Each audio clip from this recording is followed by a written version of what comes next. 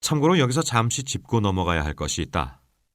객관적 비례라는 용어가 입문자들을 쉽게 혼돈에 빠뜨리곤 하기 때문이다. 보통 객관적 비례는 대상을 사실적으로 표현하는 것이고 제작적 비례는 생각이 담겨져 변형된 것으로 이해시키려는 경향이 있다. 그러다 보니 객관적 비례란 것이 정말 사물을 있는 그대로 보이는 그대로 그리는 것이라고 이해하기 쉽다는 점이다. 그러나 미리 말하지만 미술사에서 실제를 그대로 재현하려고 한 흔적은 그리 많지 않다. 심지어 사실만을 재현한다고 기치를 내세운 사실주의조차도 단순히 있는 그대로 대상을 재현한다기보다는 사실적 현실을 재현하려는 의도가 훨씬 강하다. 그나마 실물을 있는 그대로 재현해내려는 노력은 실제 위인들의 모습을 보여주려고 한 로마 시대나 초상화에 관련된 개인적인 접근들, 또는 미국 사실주의에서나 간간히 찾아볼 수 있을 정도다. 이런 의미에서 객관적 비례란 것도 온전히 사물을 그대로 재현한다는 것과는 거리가 있다. 오히려 그것은 누가 봐도 객관적으로 아름답다고 할 만한 이상적 미를 재현하려고 하거나 누가 봐도 실물보다 더 실물 같은 느낌이 들게 하려는 환영주의를 내세우는 경향이 강하다. 즉, 사실처럼 그리면서 더 사실 같든지 더 완벽한 아름다움을 재현해내려는 것이 객관적 비례다. 보통 여기서는 이상적인 신체를 표현하는 데 사용된다. 다시 서양 미술사의 지적으로 돌아가 보면 이집트 미술은 균형 있는 비례나 기하학적 규칙성 등을 통해 사실적인 이상미를 추구했다는 점에서 객관적 비례를 담아냈다. 그리고 모든 것을 정면성의 원리로 담아내려고 하면서 사물의 실제 모습보다는 주관이나 개념에 따라 제작적 비례도 중시됐다고 해석할 수 있는 것이다. 물론 이집트 화가들에게 주관이란 존재하지 않는다. 그들은 이미 정해진 표준에 따라 그림을 그렸기 때문이다.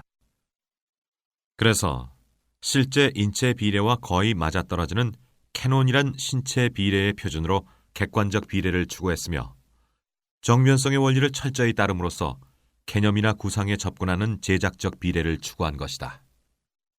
이렇게 엄격한 원리에 따라 그림을 그린 그들은 모델 없이도 조상을 제작할 수가 있었으며 예술가라기보다 기술자에 가까웠다. 우리는 이러한 이집트 예술에서도 기원을 찾을 수 있다. 하나는 종교적 색채가 미술 제작 전체를 지배하는 중세와 같은 종교 지배적 기원이며 또 하나는 비례론과 같이 엄격한 기준을 만들고 따르려는 양식화의 기원이다. 그리고 정면성의 원리처럼 시점을 무시하고 사물의 본질 또는 개념을 중요하게 다루려는 시도는 20세기 입체파의 전초전을 이루는 것이기도 하다.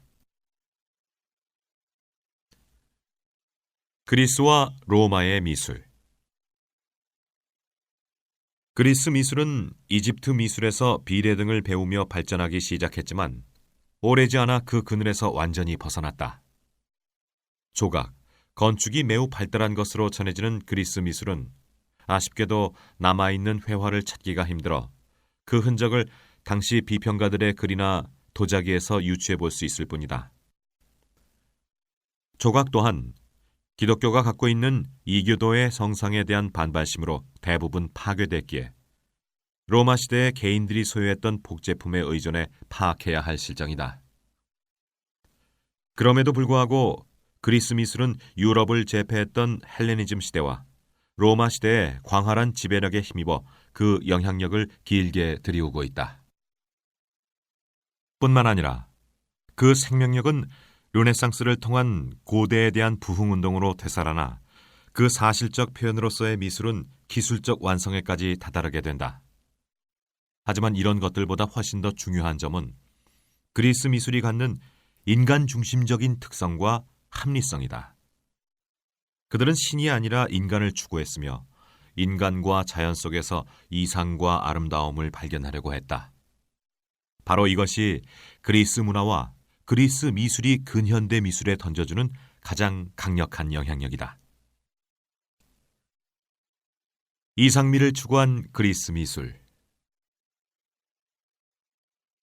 그리스 도자기를 보면 그 초기에는 삼각형, 격자, 동심원 무늬 등 매우 추상적인 장식이 줄을 이루고 있었다. 하지만 기원전 800년부터 기하학적 문양과 함께 그 속에 인간과 동물의 이미지가 등장하는데 이들 이미지 또한 기하학적으로 간단하고 단순하게 그려져 있다. 기원전 600년쯤 되면 이집트 등 동방과의 교류가 더 활발해지는데 이때부터 도자기와 조각에서 이집트의 영향이 뚜렷하게 보인다. 이 시기부터 도자기는 구체적인 인물 등이 섬세한 윤곽선을 가지고 상세히 나타나기 시작하며 그 내용도 그리스 신화와 전설이 줄을 이룬다. 그리고 이 그림들에는 이집트 미술의 정면성의 원리가 고스란히 담겨 있다. 얼굴은 옆모습이지만 눈은 여전히 정면을 보고 있으며 딱딱하고 차가운 윤곽선이 만들어내는 인체는 이집트의 그림과 매우 닮아 보인다. 하지만 장기를 두고 있는 아킬레우스와 아이아스와 같은 도자기에서 볼 수 있듯이 옆면에서 봤을 때 아킬레우스의 팔이 보이지 않게 과감하게 생략되기도 한다. 이것은 이미 그리스 미술이 이집트 미술의 영향을 받았으면서도 독자적인 방향으로 미술을 전개해 나갔음을 보여주는 것이다. 이 시대의 조각상 또한 이집트의 조각상과 매우 닮아 있다. 일단 크로스상을 보면 알 수 있듯이 신체는 기하학적인 대칭을 중심으로 전체적으로 엄격하고 딱딱하게 표현되어 있으며 팔도 최대한 몸통에 붙어 있다. 하지만 여기에도 역시 작은 변화들이 꿈틀대고 있는데 이집트 조각상보다 크로스상이 좀 더 육감적이며 동시에 한 발을 앞으로 내디딤으로써 변화를 시도하고 있다. 특히 이 시대의 조각상들 대부분이 입술 끝이 살짝 올라가는 일명 아르카이크 스마일을 가지고 있어 친밀감과 신비감을 더해주는데 바로 이 때문에 아르카이크 시대라고 부르기도 한다. 그 다음이 페이디아스와 폴리클레이토스로 대표되는 고전기다. 이 시대의 조각상들은 주로 그리스 신화의 신이나 올림픽 인물들을 재현해냈다고 한다. 그들이 생각한 신은 인간의 형상을 닮았을 뿐 아니라 희로애락의 감정까지 인간과 크게 다르지 않았다. 그런 만큼 그들이 재현해내는 모든 작품들은 결국 인간과 인간의 신체를 재현하는 것과 같았다. 실제로 당시 그리스인들은 지난 역사를 통틀어 가장 인간에 관심이 많은 민족이었으며 인간의 육체를 나타내는데 가장 적극적이었던 민족이다. 또한 그들은 이집트로부터 배워왔던 인체 비례에 대한 기술을 더욱 발전시켜 이 인체 비례를 통한 조화와 균형을 갖춘 완전한 인간을 재현해내려 했다.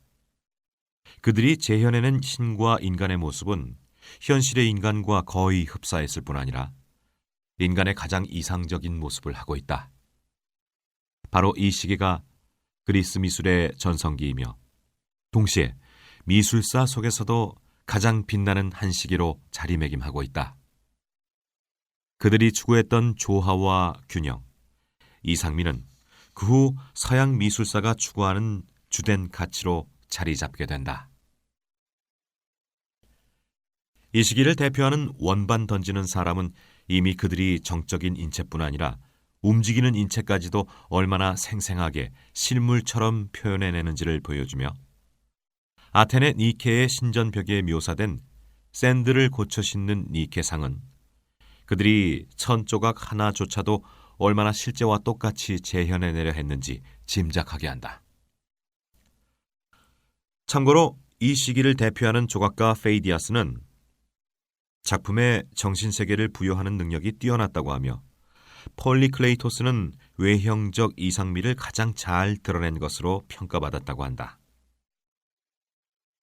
우린 여기서 예술가들의 이름이 등장한다는 사실에도 주목해야 한다. 그 이전까지만 해도 조각과 미술이 하나의 양식 기술자처럼 기존 양식에 맞게 충실히 따르는 것이었다면 이제 화가나 조각가 개인이 자신의 역량과 의지를 개입해 하나의 예술품으로 승화시키는 것을 의미하기 때문이다. 어떤 면에서 진짜 예술가가 탄생하는 것이며 동시에 예술가들의 지위가 어느 정도 상승했음을 의미하는 것이기도 하다. 도자기 또한 이미 또 한 번의 변화를 겪었다. 아르카이크 시대의 도자기는 적색 바탕 위에 검은 면의 인물을 그려 적색으로 윤곽을 파내는 흑회식 도자기였다면, 이제 검은 바탕 위에 적색면으로 인물을 그리며 좀 더 진한 적색선으로 윤곽을 그려내는 적회식 도자기로 바뀌었다. 이 기법은 좀 더 섬세하고 부드러운 표현을 그리고 나타내기에 유리하다. 뿐만 아니라 이 그림들에서는 최초로 발의 정면 모습이 등장한다. 이것은 당시까지 인류 역사에서 보이지 않던 놀라운 진전이다. 이집트는 물론 그 어느 곳에서도 발은 당연히 그 특징이 잘 드러나는 옆모습 일색이었다. 하지만 여기서는 발의 앞모습이 앞에서 본 것처럼 단축법을 사용해 발가락 5개가 작은 원을 그리며 그려져 있다. 이로써 이미 단축법이 시도됐음을 알 수 있으며, 동시에 대상을 바라보는 시점에서 그리려는 의지가 강해졌음을 암시하는 것이기도 하다. 이 시대의 위대함을 또 한 번 강조해주는 것은 건축이다. 당시 위대한 조각가인 페이디아스가 총감독해 만든 파르테논 신전은 세계에서 가장 균형 잡힌 건축물로 인정받고 있으며, 현재 세계 문화유산 1호로 지정돼 있기도 하다. 이 신전 역시 하나의 조각처럼 조화와 균형을 강조했으며, 인체 비례를 표현하듯이 기둥에서조차 직선을 버리고 약간의 곡선을 띠게 만들었다. 특히 이 거대한 신전을 한눈에 볼 때 직선으로 보이게 하기 위해 눈의 안구가 둥글다는 점을 감안해 오히려 신전의 전면부를 느낄 수 없을 만큼의 원형으로 휘게 만들었다. 이렇듯 그들은 건축물 하나에서조차도 가장 현실적인 모습으로 또는 가장 이상적인 현실로 재현해내려고 했던 것이다. 참고로 파르테논 신전처럼 두터우면서도 장식이 거의 없는 단순한 기둥으로 대표되는 건축 양식을 도리스식이라고 한다. 델포이의 아폴론 신전이나 올림피아의 제우스 신전도 도리스식으로 지어졌다. 반면 이 시기 후반에는 이오니아식이 등장했는데, 이는 도리스식 기둥보다 좀 더 가늘고 세부적인 장식이 많으며 우아한 느낌을 준다. 대표적인 신전은 에페소스의 아르테미스 신전이다. 그리스 미술은 헬레니즘 시대로 이어지면서 마지막 화려한 불꽃을 피워냈다. 그 대표적인 불꽃이 라오콘상이다. 1506년 라오콘상이 발견됐을 때 미술 전문가들은 이 군상이 보여주는 생생한 비극적 모습에 거의 압도됐다고 한다. 트로이 전쟁에서 신의 비밀을 발설한 죄로 응징을 당하는 라오콘과 그의 아들의 모습이 살아있는 듯 생생할 뿐 아니라, 잔혹한 신의 힘 앞에서 인간이 느끼는 처절한 절망이 거칠고 격렬하게 잘 드러나고 있다. 그리고 바로 여기에 세련된 조화와 균형을 중시하던 고전기 그리스 미술이 헬레니즘 시대로 넘어가면서 거칠고 격렬한 역동성과 한 차원 더 사실적이고 현실적인 묘사로 변모해 갔음을 알 수 있다. 이런 사실적 성향과 역동성은 로마 시대로 이어진다. 라오콘상은 그리스 미술의 최대 걸작 중 하나로 꼽힌다는 점에서 그리스 미술의 마지막 불꽃으로 불리기에 부족함이 없다. 하지만 어떤 면에서 그리스의 진정한 의미에서의 마지막 불꽃은 그 지역적 파급력에 있다 하겠다.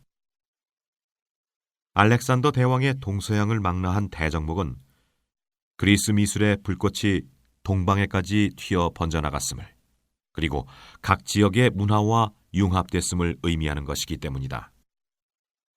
그 좋은 예가 이오니아식 건축이 코카서스 잎사귀와 함께 어우러져 더 화려하게 변모한 코린트식 건축인데, 이는 헬레니즘 시대의 이집트 알렉산드리아, 시리아, 소아시아 등 수도와 식민지에서 폭넓게 유행했기 때문이다. 이 시대 또 하나 특기할 만한 사항은 여성 누드의 등장이다. 그 이전에도 조각에 여성이 등장했지만 누드는 아니었다. 그러다 헬레니즘 시대에 들어와서 조각에도 서정적 정서를 드러내는 것이 유행했고, 이에 신화 속 여신을 누드로 조각하기 시작했다. 바로 이때부터 여신으로 대신 표현된 여성의 누드는 시대를 뛰어넘어 가장 불꽃 튀는 아름다움의 표현 대상이 되고 있었는지 모른다.